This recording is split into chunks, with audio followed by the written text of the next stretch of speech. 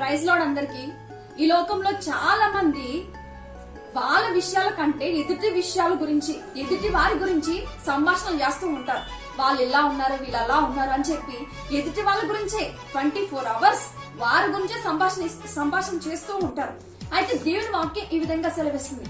మొదటి దినవృత్తాంతములు 16:9 ఆయన అద్భుత క్రియలన్నిటి గురించి సంభాషణ చేయడం దేవుని వాక్యం సెలవిస్తుంది.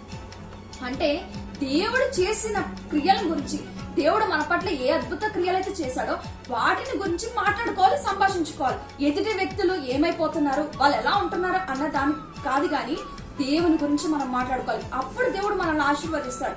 ఆయన క్రియల గురించి ఇంకాను మనం ఆయన చేసిన మన పట్ల అద్భుత కార్యాల గురించి ఇంకాను సంభాషించడానికి దేవుడు తగిన జ్ఞానాన్ని మనందరికీ దయచేయను గాక. ఆమేన్.